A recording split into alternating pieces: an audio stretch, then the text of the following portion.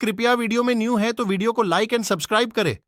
नैमिषारण्य में कुलपति शौनक के 12 वर्षों तक चालू रहने वाले सत्र में उपस्थित महर्षियों के समीप एक दिन लोमहर्षण पुत्र सूतनंदन उग्रश्रवा आए। वे पुराणों की कथा कहने में कुशल थे।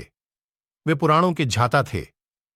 उन्होंने पुराण विद्या में बहुत परिश्रम किया था। वे नैमिषारण्यवासी महर्षियों से हाथ जोड़कर बोले, पूज्यपाद महर्षिगण, आप लोग क्या सुनना चाहते हैं? मैं किस प्रसंग पर बोलूं? तब ऋषियों ने उनसे कहा, लो महर्षण कुमार, हम आपको उत्तम प्रसंग बतलाएंगे और कथा प्रसंग प्रारंभ होने पर सुनने की इच्छा रखने वाले हम लोगों के समक्ष आप बहुत सी कथाएं कहेंगे। किंतु पूज्यपाद कुलपति भगवान शौनक अभी अग्नि की उपासना में संलग्न हैं। वे देवताओं और असुरों से संबंध रखने वाली बहुत सी दिव्य कथाएं जानते हैं। मनुष्य, नागों तथा गंधर्वों की कथाओं से भी वे सर्वथा परिचित हैं। सूतनंदन, वे विद्वान कुलपति विप्रवर शौनक जी भी इस यज्ञ में उपस्थित हैं। वे चतुर, उत्तम व्रतधारी तथा बुद्धिमान हैं। शास्त्र, श्रुति, स्मृति, इतिहास, पुराण तथा आरण्यक, बृहदारण्यक आदि के तो वे आचार्य ही हैं। वे सदा सत्य बोलने वाले, मन और इंद्रियों के संयम में तत्पर, तपस्वी और नियमपूर्वक व्रत को निभाने वाले हैं।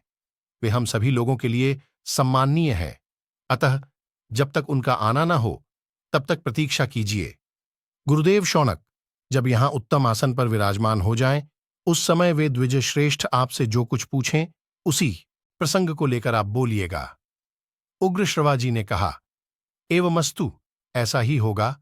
गुरुदेव महात्मा शौनक जी के बैठ जाने पर उन्हीं के पूछने के अनुसार मैं नाना प्रकार की पुण्यदायिनी कथाएं कहूंगा।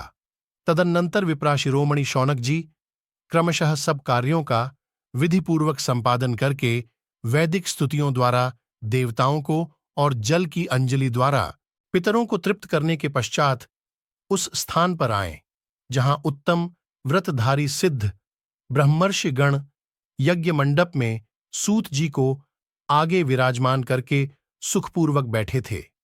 रथविजों और सदस्यों के बैठ जाने पर कुलपति शौनक जी भी वहां बैठे और इस प्रकार बोले, महाभारत की ऐसी कई रोचक कहानियां हैं जो हम आपको बताते रहेंगे।